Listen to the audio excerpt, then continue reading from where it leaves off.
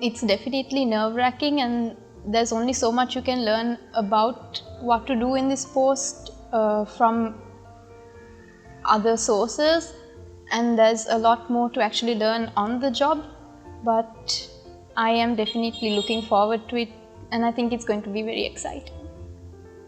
For me, initially at the point it was announced, as an undergraduate I was really overwhelmed by the feeling of being a concertmaster, but I guess it's normal to feel a bit nervous and also at the same time a little bit of pride, and I know there's a lot to do in the future. I will have to face many challenges alongside Shehani. So I trust in myself and hope to enjoy the experience as well.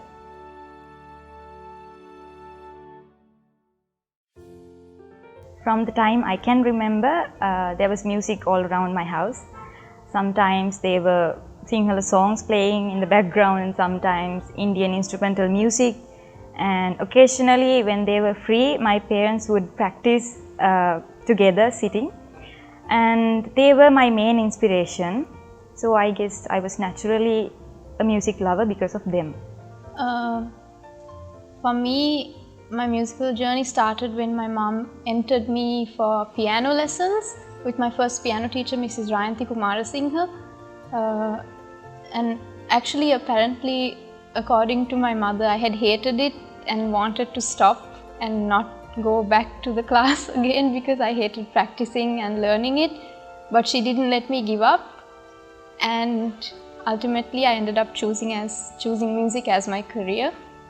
When I was 6 or 7 years old, I had not seen a violin nor heard one being played, but I must have heard the word violin from somewhere, and I had gone home and told my mother that I wanted to learn it, and I had been really adamant about it.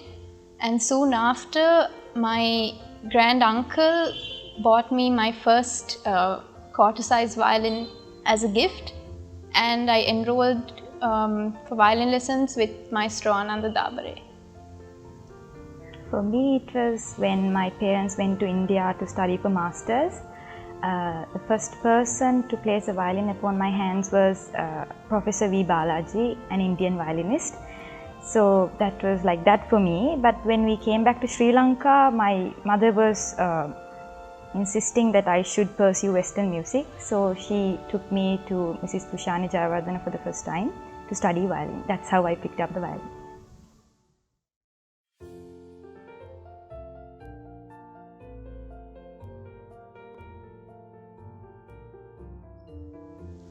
So like I said before, my mother is the one who started my musical journey for me, and she's also the one who didn't let me give up on it when I wanted to stop.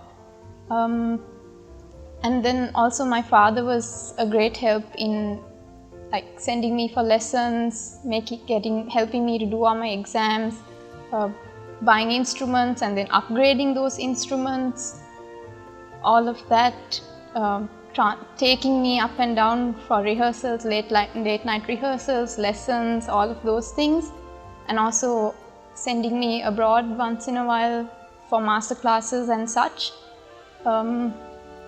Also, my uncle and my aunt, my grandparents, my cousins, all of them, they're really excited about me being that person in the family that's pursuing music, and they all come for concerts and performances, and they help in so many other ways, pushing me to learn more, encouraging me to get better.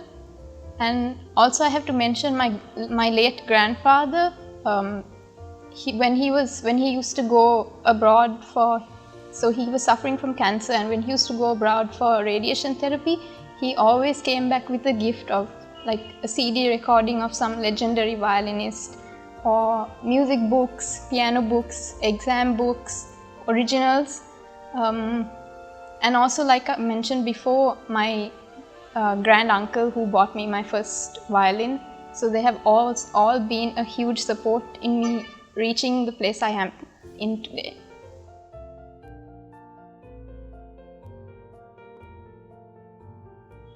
My family includes my parents and my younger brother.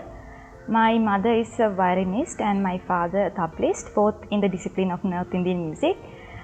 So after they told me to pursue Western music, they first took me to Mrs. Tushani Jayawardena, and my parents were determined that I would do this properly and that I would practice daily and it would be fun for me, they thought. But however, it was a rough path. I was really bad at sight reading and my hands would ache when I practiced the violin, and all that happened, and I was really discouraged at a point. But then my parents were the ones who encouraged me. They used little tricks to make me practice more, and for that I'm really indebted to them, because if I am in a position today, that's totally because of my parents and my loving teachers.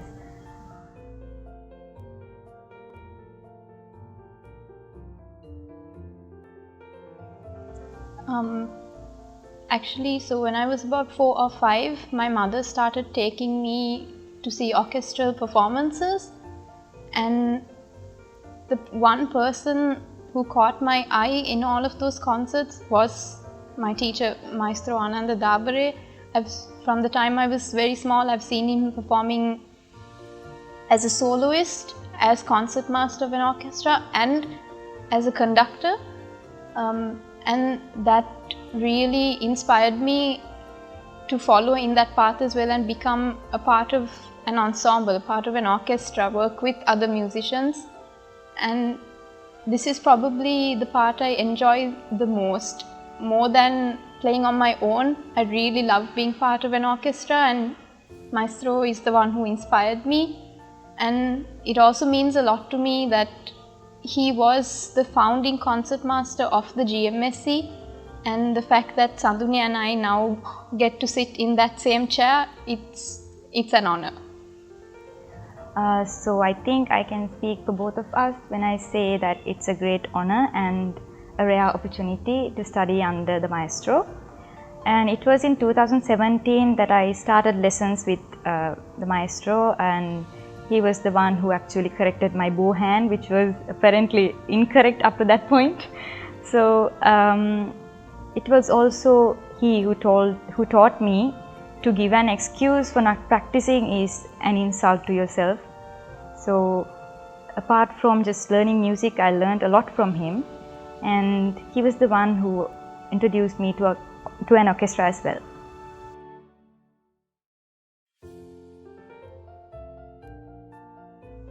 It was in 2018 that I was introduced to Mr. Srimal Veerasinghe's newly founded orchestra, the Gustav Mahler Society of Colombo. The speciality of this institution is that it allows an individual to grow as an individual as well as a part of a group.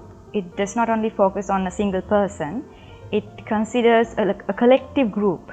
So that I found as a speciality of this institution, and I am truly thankful to Mr. Srimal Veerasinghe and the artistic committee for coming forward with such a creation that makes the musicians feel like they are at home. So that's how I feel about this institution. I'm really proud to be a part of it actually.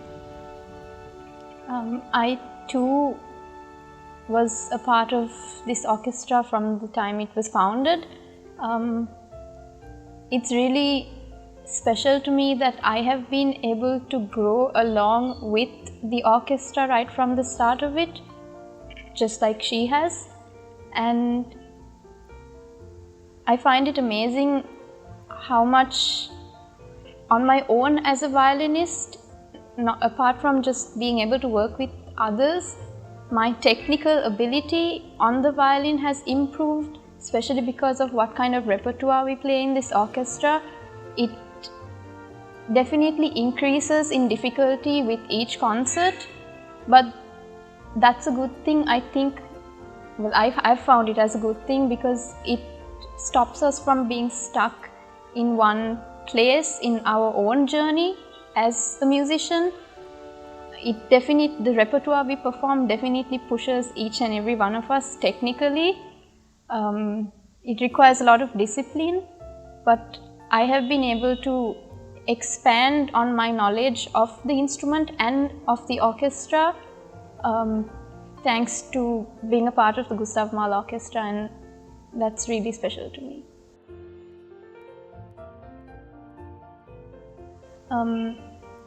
Just before walking on stage for the performance, while we're still in the wings, I like to take a peek at the audience, and I try to imagine my late grandfather and my late granduncle sitting there somewhere, and I also have to crack my knuckles.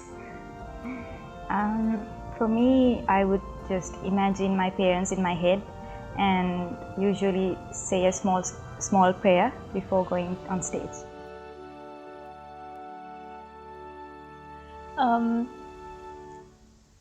Composers, I really like Ravel, Mozart of course, Mussorgsky, and I also really like Bach because his music is fantastic to listen to but extremely tough to play. My favorite piece ever, I would say, is Rimsky-Korsakov's Russian Easter Festival, which we actually performed in our season opening concert this year. For me, it would be Beethoven, Antonio Vivaldi, and Felix Mendelssohn. My favorite pieces would be, even though it's so common, the Four Seasons, and I would love to perform the Violin Concerto in E minor by Mendelssohn with our orchestra someday.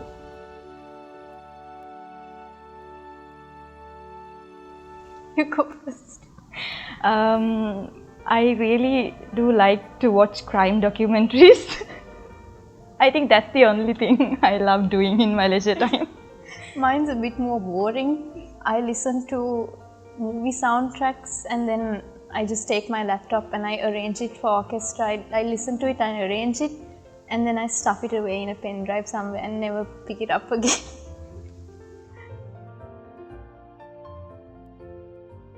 It will be held on the 22nd of July at 7 p.m. At the Russian House in Colombo. We'll be performing with veteran pianist Mrs. Kamalini Amarakoon. I will be performing 2 works by Tchaikovsky and a piece by Elgar. And I'll be performing 3 solo works by Massenet, Elgar and Chrysler. And we have also included a very fun piece for 2 violins and piano by Shostakovich, which is what we are looking forward to the most. And we can't wait for you to hear it as well.